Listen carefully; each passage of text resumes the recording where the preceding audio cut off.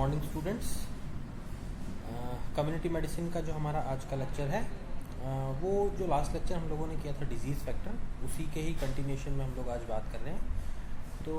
Last lecture में हम लोगों ने बात की थी कि डिजीज़ फैक्टर्स जो भी होते हैं, जो भी पॉजिटिव फैक्टर्स होते हैं, उसके अंदर तीन चीज़ें बेसिकली रिस्पॉन्सिबल होती हैं, एजेंट, होस्ट एंड एनवायरनमेंट। तो उनके बारे में हम लोग डेप्थ में बात कर चुके थे कि वो तीनों फैक्टर किस किस तरीके से रिस्पॉन्सिबल होते हैं।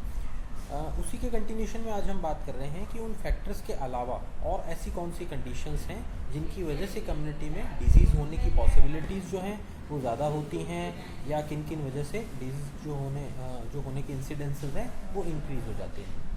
तो जो पर्टिकुलरली एजेंट की हमने बात की थी, उसमें हम लोगों ने कुछ एजेंट में स्पेसिफिक जो डायग्नोस्ड एजेंट्स हैं उसके बारे में बात की थी कि बैक्टीरिया हो सकते हैं, या सपोज़ और अदर जो वायरल इन्फेक्शंस हो सकते हैं, या सपोज़ साइकोलॉजिकल फैक्टर्स हो सकते हैं। तो ये सब चीज़ें हैं, हमने एजेंट फैक्टर में उनके बारे में बात की थी। लेकिन कई बार कम्युनिटी में ऐसी कुछ कंडीशंस होती हैं, ऐसी कुछ डिजीज़ होती हैं जिनके लिए पर्टिकुलरली कोई एजेंट हमारे सामने निकल करके नहीं आ पाता। तो उन डिजीज़ को हम लोग फिर किस कैटेगरी में रखेंगे, या उनको हम लोग किस तरीके से डायग्नोस करेंगे, या उन्हें हम क्या टर्म देंगे कम्युनिटी मेडिसिन में, तो उसके बारे में आज हम बात करते हैं कि डिजीज़ कॉजेशन के अंदर ऐसे कौन से और अदर पॉजिटिव फैक्टर्स हैं जो डिजीज़ के लिए रिस्पॉन्सिबल होते हैं। तो उनके अंदर जो उनको हम लोग बोलते हैं फैक्टर्स, वो कहलाते हैं रिस्क फैक्टर्स। ठीक है। तो पॉजिटिव फैक्टर्स के अलावा कुछ फैक्टर्स ऐसे अलग से होते हैं, कुछ एडिशनल फैक्टर्स होते हैं जो डिजीज़ कॉजेशन के लिए रिस्पॉन्सिबल होता है, उन्हें हम कहते हैं रिस्क फैक्टर्स। अभी रिस्क फैक्टर्स जो होते हैं वो किन डिजीज़ में हमारे सामने उनकी इम्पोर्टेंस निकल करके आती है या कंडीशन निकल करके आती है। तो जैसा कि कुछ डिजीज़ हैं, जैसे सपोज कॉर्नरी हार्ट डिजीज़ की हम बात करें, कैंसर की हम बात करें, या सपोज साइकोलॉजिकल डिसऑर्डर्स की हम बात करें, तो इन सब कंडीशंस के अंदर किसी एक सिंगल कॉज को हम लोग यहाँ पर रिस्पॉन्सिबल नहीं ठहरा सकते। तो बहुत सारे ऐसे फैक्टर्स रिस्क फैक्टर्स होते हैं जो किसी भी पर्सन के साथ में अगर जुड़े हुए होंगे तो उससे रिलेटेड डिजीज़ पैथोजेनिसिटी जो है उसको क्रिएट करते हैं। जैसे एग्जांपल के लिए हम कॉर्नरी हार्ट डिजीज़ की बात करें तो यहाँ पर रिस्क फैक्टर्स जो हैं वो कौन से रिस्क फैक्टर्स हैं कि अगर कोई पर्सन, उसका लाइफस्टाइल डिस्टर्ब है, अगर वो स्मोकिंग कर रहा है, या सपोज वो ड्रिंक कर रहा है, या उसका लाइफस्टाइल जो है वो डिसऑर्डर्ड है, खाने पीने का शेड्यूल उसका अपसेट है, तो फिर उस कंडीशन के अंदर वो जो फैक्टर्स हैं वो उसके अंदर कॉर्नरी हार्ट डिजीज़ को डेवलप करने के लिए एज अ रिस्क फैक्टर वो काम करते हैं। तो कम्युनिटी के अंदर ऐसी कुछ कंडीशंस जहाँ पर हमारे खुद की इस तरीके की जो लाइफस्टाइल है उसकी एरर की वजह से किसी भी डिजीज़ होने की पॉसिबिलिटी अगर बढ़ जाती है तो उन फैक्टर्स को हम लोग रिस्क फैक्टर्स कहते हैं। ठीक है। रिस्क फैक्टर के साथ में फिर अब हम लोग एक और पॉइंट की बात करते हैं, रिस्क ग्रुप। तो देखिए कम्युनिटी के अंदर बहुत सारे लोग हैं, हम सभी लोग कम्युनिटी में रहते हैं, तो सभी लोग जो कम्युनिटी में रहते हैं उनके लिए डिजीज़ होने की जो पॉसिबिलिटी है सभी लोगों के लिए वो अलग अलग तरीके की हमारे सामने निकल करके आती है। ठीक है। बहुत सारी कंडीशंस ऐसी होती हैं या कई ऐसी प्रॉब्लम्स होती हैं जिनमें हम देखते हैं कि एक अलग ग्रुप या कुछ लोग उन डिजीज़ के लिए ज़्यादा सेंसिटिव होते हैं और कुछ लोगों को वो बिल्कुल भी इफेक्ट नहीं करती। तो ऐसे लोग जो किन्हीं डिजीज़ के लिए ज़्यादा ससेप्टेबल होते हैं या जिनको डिजीज़ होने की या प्रॉब्लम्स होने की इंसिडेंस ज़्यादा होता है, उन्हें हम कहते हैं रिस्क ग्रुप पीपल। ठीक है। अभी रिस्क ग्रुप कौन से होते हैं, रिस्क ग्रुप पीपल में कौन कौन से लोग आते हैं, जैसे हम लोग बात करें तो एट रिस्क मदर्स, जो प्रेग्नेंट जो फीमेल्स होती हैं तो उनके अंदर ये हमें चीज़ देखने को मिलती है कि वो एट रिस्क ज़्यादा हैं, उनके अंदर कोई भी डिजीज़ होने की पॉसिबिलिटी या इन्फेक्शन होने की पॉसिबिलिटी ज़्यादा होती है। तो एट रिस्क मदर्स हो गई, या सपोज़ हम लोग चाइल्ड की बात करें तो चाइल्ड हो गए, या सपोज़ हम लोग बात करते हैं तो एल्डरली पीपल की हम बात करते हैं, जो हायर एज से के जो लोग होते हैं, एल्डर पीपल होते हैं, उनका बॉडी का इम्यून सिस्टम वीक होता है तो उनके अंदर डिजीज़ होने की पॉसिबिलिटी ज़्यादा होती है। प्लस साथ में कुछ हैंडीकैप जो लोग होते हैं उनके साथ इश्यूज़ ज़्यादा होते हैं। तो कहने का मतलब ये है कि जनरल पॉपुलेशन के अंदर हमें उस पर्टिकुलरली ग्रुप का जिन लोगों को डिजीज़ होने की possibility in comparison to general population ज़्यादा होती है, उन लोगों को हम लोग एक रिस्क ग्रुप में लेते हैं, और उस रिस्क ग्रुप को कम्युनिटी के अंदर जब भी हम किसी डिजीज़ के फिल्ट्रेशन के लिए या डायग्नोसिस के लिए जब हम आते हैं तो हमारे सामने जो कंडीशन उसमें उस रिस्क ग्रुप को हमें थोड़ा सा ज़्यादा ध्यान देना होता है, और उनकी जो हमें स्क्रीनिंग होती है वो थोड़ा सा अच्छे तरीके से या डीपली करनी होती है, ताकि लोगों के अंदर वो डिजीज़ होने की पॉसिबिलिटी जो है जिन लोगों में ज़्यादा है उनके अंदर उसकी स्क्रीनिंग मॉनिटरिंग अच्छे से होकर के उनको टाइमली उससे रिलेटेड ट्रीटमेंट मिल सके, ताकि वो किसी भी डिजीज पैथोलॉजी में जाने से बच सके। ठीक है, तो रिस्क फैक्टर्स कौन से होते हैं उसके बारे में हमने बात की, और रिस्क ग्रुप कौन सा होता है उसके बारे में हमने बात की। अब हम डिजीज़ के अंदर ही एक और पॉइंट की बात करते हैं, स्पेक्ट्रम ऑफ डिजीज़। तो कम्युनिटी के अंदर जब हम बात करते हैं कम्युनिटी मेडिसिन के अंदर डिजीज़ का जब हम क्लासिफिकेशन करते हैं, या कम्युनिटी के अंदर उसकी स्प्रेडिंग को जब हम डिफ़ाइन करते हैं, तो डिफ़ाइन करने के लिए हमारे पास में एक टर्मिनोलॉजी है जिसे हम कहते हैं स्पेक्ट्रम ऑफ डिजीज़। तो स्पेक्ट्रम ऑफ डिजीज़ क्या है? स्पेक्ट्रम ऑफ डिजीज़ एक तरीके से हमें ये बताता है कि कम्युनिटी के अंदर जो बीमारियां होती हैं वो एक स्पेक्ट्रम की फॉर्म में होती है। स्पेक्ट्रम एक रेनबो होता है, ठीक है ना। तो उसका जो एक एंड है स्पेक्ट्रम का, वो क्या हो गया? वो हो गया हमारे पास में एक प्री पैथोजेनेसिस फेज या लो इंसिडेंस रेट की जो कंडीशन होती है वो, प्लस साथ में जो अदर एंड होता है, जो लास्ट एंड होता है वो होता है फैटल मॉर्टेलिटी कंडीशन, ठीक है ना। तो जो भी डिजीज़ होती हैं हमारे सामने, उन डिजीज़ को स्पेक्ट्रम की फॉर्म में शो करते हैं। तो कम्युनिटी के अंदर हमारे पास में ऐसी डिजीज़ जिनके अंदर से जो प्रीसिम्प्टोमेटिक फेज में है वहाँ से लेकर के ऐसी डिजीज़ जो कि लास्ट में हमारे पास में फैटल कंडीशन तक के अंदर हमारे सामने निकल करके आती हैं, इस सारी डिजीज़ को हम लोग एक स्पेक्ट्रम की फॉर्म में लेते हैं। और कम्युनिटी में कोई भी डिजीज़ जो होती है उस स्पेक्ट्रम के बीच में कहीं ना कहीं वहाँ पर हमें दिखाई देती है, या वहाँ पर हमें एग्जिस्ट करती है। वहाँ पर हो सकता है कि उसका स्पेक्ट्रम के फर्स्ट एंड पर हो सकता है मिड के अंदर हो सकता है स्पेक्ट्रम के एंड के अंदर हो। तो जो डिजीज़ स्पेक्ट्रम के जिस एंड्स पर हमें देखने को मिलती है उसके अकॉर्डिंग ही हमारे जो मेजर्स होते हैं उसको ट्रीट करने के, उन्हें हमें ऑप्ट करना होता है। अगर वो बिल्कुल फर्स्ट एंड पे या स्टार्टिंग पॉइंट पर अगर वो है तो फिर डेफिनेटली हमें उसके अंदर बहुत ज़्यादा हो सकता है हमें नहीं मेहनत करनी पड़े, हमें उस चीज़ को डायग्नोस करके हम कुछ जनरल हेल्थ एजुकेशन के बेस पर ही लोगों को हम ठीक कर सकते हैं, या उन्हें एडवाइस करके उन्हें ट्रीट कर सकते हैं। बट अगर वो जो लास्ट एंड है,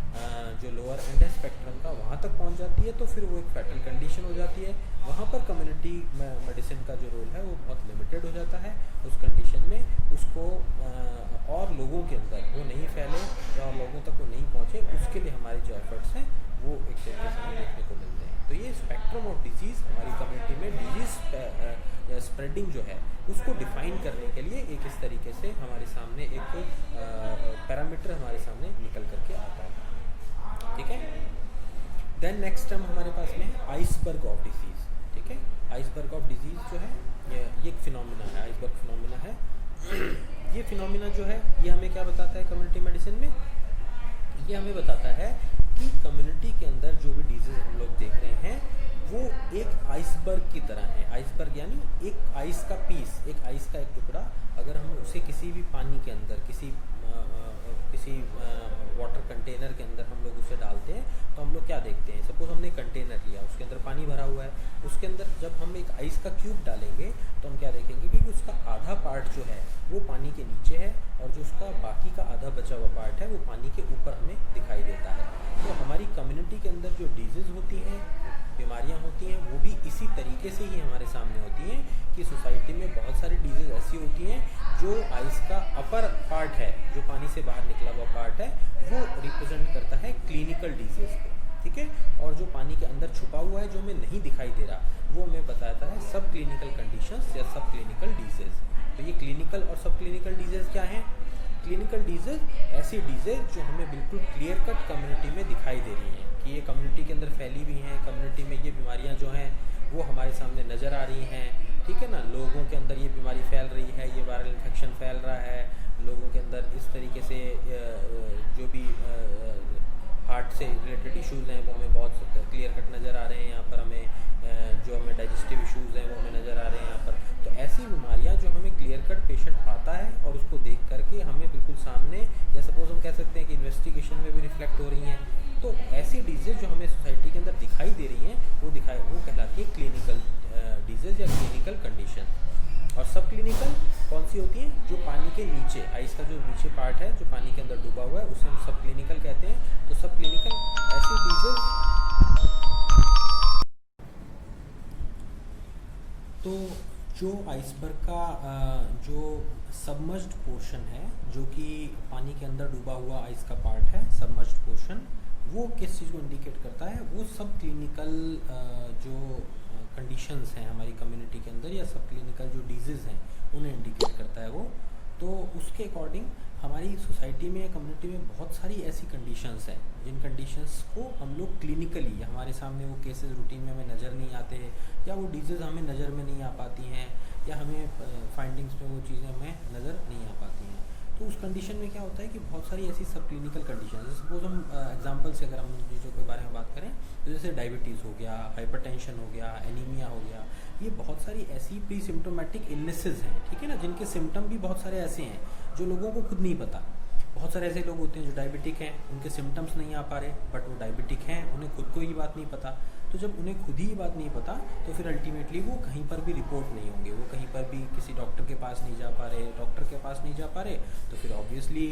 हमारी कम्युनिटी का जो भी डाटा है उसके अंदर वो रिकॉर्ड नहीं हो रहे हैं केसेस। तो इस तरीके से बहुत सारी ऐसी क्लिनिकल कंडीशंस होती हैं जो प्री सिम्टोमेटिक हैं, जो आइसबर्ग का सब क्लिनिकल जो सबमर्ज पोर्शन है उसमें उसकी फॉर्म में डिनोट होती हैं, जिन्हें हम लोग सब क्लिनिकल डिजीज़ कहते हैं। और वो कम्युनिटी के अंदर ज़्यादा डेंजरस हैं, क्योंकि जो नॉन डिजीज़ हैं उसे हम लोग ट्रीट कर लेते हैं, उन्हें फिजिशियन देख करके उसके अकॉर्डिंग जो भी मेडिकेशन देना है, जो भी उससे रिलेटेड गाइडलाइन है, हेल्थ एजुकेशन है, वो प्रोवाइड की जाती है। बट जो सब क्लिनिकल डिजीज़ हैं जिसके लिए खुद पर्सन ही अननोन है, कम्युनिटी के जो पार्टिसिपेंट्स हैं वो खुद ही अननोन है उसके लिए, वो डिजीज़ जो हैं वो ज़्यादा डेंजरस हैं, क्योंकि उनका ना तो हमारे पास रिकॉर्ड है ना डाटा है। तो इसलिए उन्हें ट्रेस आउट करना और उनका पता लगा करके उसके अकॉर्डिंग ट्रीटमेंट करना भी कम्युनिटी का एक बहुत मेजर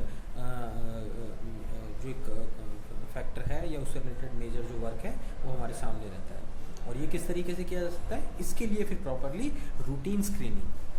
कि एक रूटीन में स्क्रीनिंग होती रहे, जो भी लोग हैं उनका हेल्थ चेकअप होता रहे, उससे अगर ऐसे लोग जो हमारे सामने नज़र नहीं आ पा रहे, जो भी डिजीज़ ऐसी हैं जो हमारे सामने हमारी कम्युनिटी में रिकॉर्डेड नहीं है, वो हमें पता लगेंगी और उसके अकॉर्डिंग वो डिजीज़ जो होंगी हमारे सामने निकल करके आएंगी। तो ये आइसबर्ग फिनोमिना है। ये एग्जामिनेशन पॉइंट ऑफ व्यू से भी थोड़ा इंपॉर्टेंट है, क्योंकि वाइवा के अंदर या सपोज क्वेश्चन पेपर के अंदर भी हम लोगों से कई बार यूनिवर्सिटी एग्जाम में पूछ लिया जाता है। तो इसे हमें अच्छे समझना है कि आइसबर्ग फिनोमिना, एक बार फिर हम अगर इसको सिंगल लाइन में या 2-3 लाइन में अगर हम इसे डिफाइन करें कि आइसबर्ग फिनोमिना एक वो फिनोमिना है जो हमारी कम्युनिटी में डिजीज़ के क्लिनिकल और सब क्लिनिकल दोनों ही चीज़ों को डिफ्रेंशिएट करते हुए हमें उसको डिस्क्राइब करता है, और उसके अकॉर्डिंग हमारी जो भी डिजीज़ हैं कम्युनिटी के अंदर दोनों तरीके की, उन्हें हमें समझने के अंदर हेल्प करता है। ठीक है, इसके बाद फिर जो नेक्स्ट स्टेप आता है डिजीज़ के अंदर वो आता है डिजीज़ कंट्रोल। तो डिजीज़ के बारे में पता लग गया कि डिजीज़ कैसे किस तरीके से हो रही हैं, उनके पॉजिटिव फैक्टर्स क्या हैं, रिस्क फैक्टर्स क्या हैं, रिस्क ग्रुप क्या है, डिफाइन हमने उसको कर लिया कि spectrum of disease, iceberg concept, इससे हम लोगों ने समझ लिया। अब इन डिजीज़ को कंट्रोल कैसे किया जा सकता है, तो डिजीज़ कंट्रोल के अंदर भी फिर कुछ स्टेप्स में हम इसको लेकर के चलते हैं, ठीक है ना। तो डिजीज़ को कंट्रोल किस तरीके से किया जा सकता है, सबसे पहली बात इंसिडेंस ऑफ डिजीज़, ठीक है ना, to reduce the incidence of disease. जो डिजीज़ हो रही हैं उनका इंसिडेंस यानी होने की जो उनकी फ्रिक्वेंसी है, जो पॉसिबिलिटी है, उसको रोकना, ये हमारे सामने सबसे फर्स्ट ऑब्जेक्ट हमारा होता है। तो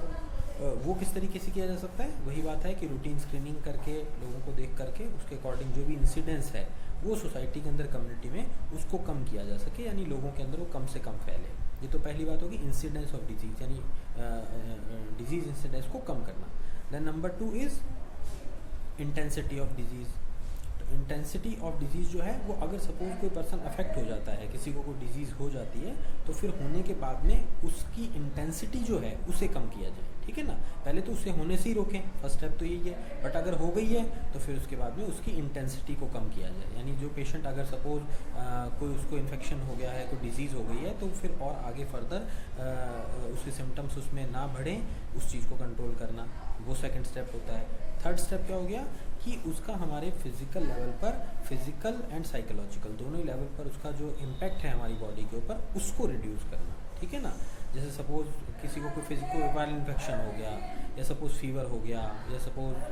कोई क्रॉनिक इलनेस की अगर हम बात करें कि डायबिटिक है, हाइपरटेंशन है, तो अब वो जो डिजीज़ है वो अपनी जगह है, वो हो गई है, लेकिन उसकी वजह से उसकी बॉडी के ऊपर फिजिकल और साइकोलॉजिकल जो इम्पैक्ट उसकी बॉडी पर आ रहा है, उसको हम कैसे कम कर सकते हैं, वो हमारा एक मेन ऑब्जेक्ट होना चाहिए, ताकि पेशेंट को वो चीज़ें जो हैं वो जो है, जो डिजीज़ है वो उसकी बॉडी के ऊपर या हेल्थ या मेंटल या फिजिकल लेवल पर कम से कम उसको अफेक्ट करें।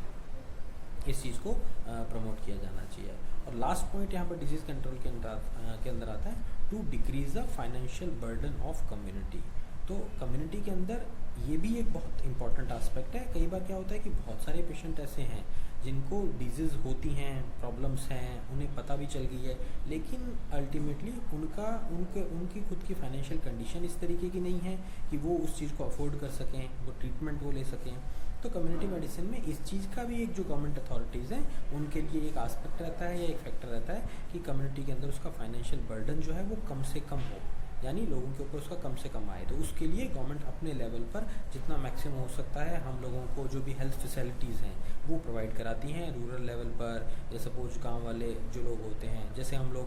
रूटीन में हम लोग देखते हैं कि भामाशाह कार्ड है, जैसे हमारे राजस्थान की अगर हम बात करें तो भामाशाह कार्ड लोगों का बनाया जाता है कि जो लोग जो लोअर इनकम ग्रुप के हैं उन लोगों के लिए भामाशाह कार्ड की एक फैसिलिटी है, वो एक मेडिकल कार्ड उनका उसके हिसाब से बनता है और उसके अकॉर्डिंग वो कहीं पर भी जा करके, अगर सपोज़ वो गवर्नमेंट लेवल पर ट्रीट नहीं हो सकते हैं तो प्राइवेट अथॉरिटी के अंदर प्राइवेट हॉस्पिटल में जा करके भी अपना इलाज करा सकते हैं फ्री ऑफ कॉस्ट। तो गवर्नमेंट ये कोशिश करती है कि पैसों की कमी की वजह से या फाइनेंशियल कंडीशंस पुअर होने की वजह से किसी भी पर्सन का जो हेल्थ लेवल है वो उसका कहीं ना कहीं ऐसा नहीं हो कि वो डिस्टर्ब हो रहा है या उसकी वजह से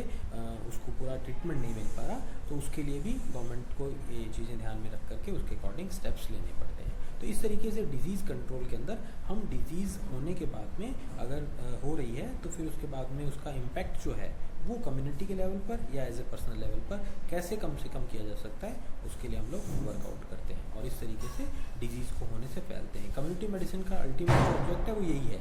कि कम्युनिटी के अंदर डिजीज़ पार्टिसिपेशन जो है वो मिनिमम हो। तो इस तरीके से हम लोग उन चीज़ों को समझ करके इंसिडेंट्स को, फ्रिक्वेंसी को, उनके बर्डन को, फाइनेंशियल कंडीशंस को, इन सब चीज़ों को ध्यान में रख करके उनकी इन सब चीज़ों को हम लोग कम करते हैं और डिजीज़ को फैलने से या किसी पर्सन में अगर हो गई है तो और कॉम्प्लिकेट